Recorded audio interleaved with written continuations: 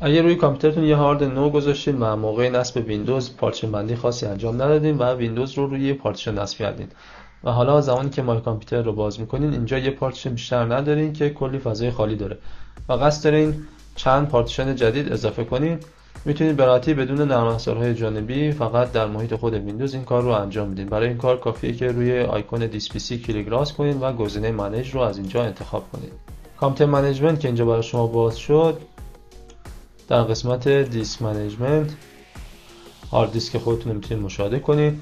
پارتیشن ابتدا و انتها پارتیشن های سیستمی هستند که اونها رو نباید تغییر بدین و اینجا هم درایو C یا همون پارتیشن C خودتون میتونید مشاهده کنید. برای آزاد کردن فضای اضافی از این درایو کافیه روی این پارتیشن کلیک راست کنید و گزینه شیرینگ ولوم رو اینجا انتخاب کنید تا با استفاده از ابزار شیرینگ بتونید فضای اضافه رو به مقداری که لازم دارین آزاد کنید. فرض کنید من اینجا میخوام حدود 800 گیگابایت از فضای این درایو خودم رو آزاد کنم. همونطور که اینجا میبینید هارد دیسکی که روی کامپیوتر گذاشتم 1 ترابایت هست و میخوام 800 گیگابایت از فضا رو خالی کنم.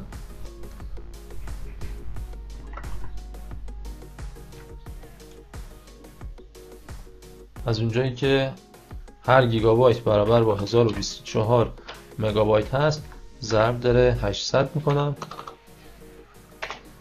و بنابراین 819200 مگابایت رو من باید اینجا آزاد کنم. 819200 مگابایت رو اینجا من وارد میکنم و گزینه شیرینگ رو اینجا اگه انتخاب کنم این فضا آزاد میشه. اینجا هم کل فضای آزادی که در دسترس هست و شما میتونید اون رو آزاد کنید مشاهده میکنید. همونطور که میبینید 1,028,598 مگابایت فضای خالی در دسترس هست که من میتونم کل این فضا رو آزاد کنم. دکمه شیرینگ رو من اینجا کلیک میکنم و اینجا میبینید که 800 گیگابایت فضا آزاد شد و به صورت آنلوکیتد هست. حالا میخوام این فضا رو به چند پارتیشن تقسیم کنم. برای این کار کافیه که روی این فضای خالی کلیک راست کنم و گزینه نیو سیمپل ولوم رو اینجا انتخاب کنم. توی پنجره ویزاردی که ظاهر میشه دکمه نکست رو کلیک کنید و اینجا میتونید میزان فضایی که برای پارتیشن اولتون لازم دارید رو وارد کنید. من حدود 200 گیگابایت رو میخوام از این فضا برای پارتیشن اول خودم آزاد کنم. بنابراین اگر در ماشین حساب 1024 رو ضرب در 200 کنم برابر با 204800 مگابایت میشه.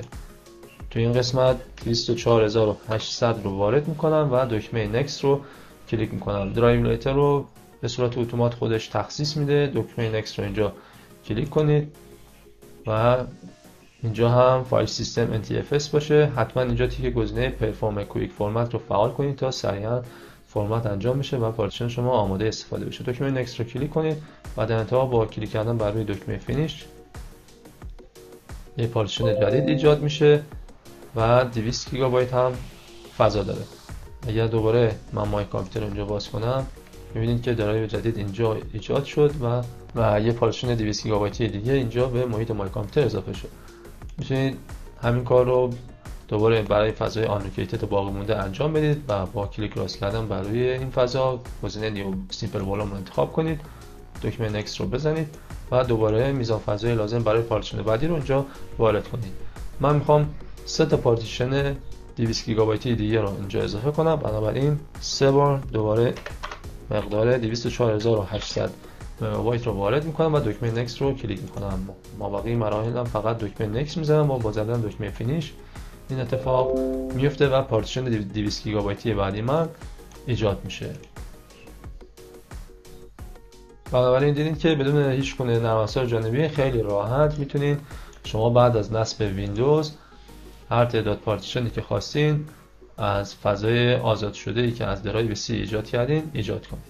همینطور اگر خواستین یکی از این پارتیشن ها رو حذف کنید و مقدار سایز اون رو تغییر بدین، در همین قسمت هنوز زمانی که این فضای آنلوکیتد رو پارتیشن بدی نکردیم کافیه این روی این درایو کلیک راست کنید، گزینه دیلیت والوم رو انتخاب کنید، توی این صفحه یس رو اینجا انتخاب کنید تا این پارتیشن پاک بشه و دوباره به فضای آنلوکیتد اضافه بشه و میتونید دوباره با کلیک راست کردن روی فضای آنلوکیتد نیو سیمپل ولوم رو انتخاب کنید.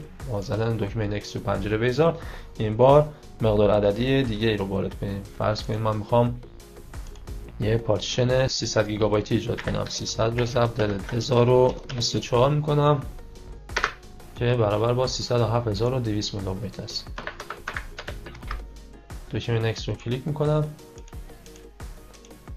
و اینجا میبینید که پارتیشن 300 گیگابایتی برای من ایجاد شد. یه پارتیشن 200 گیگابایتی و یه پارتیشن 300 گیگابایتی. امیدوارم که این آموزش هم برای شما مفید بوده باشه.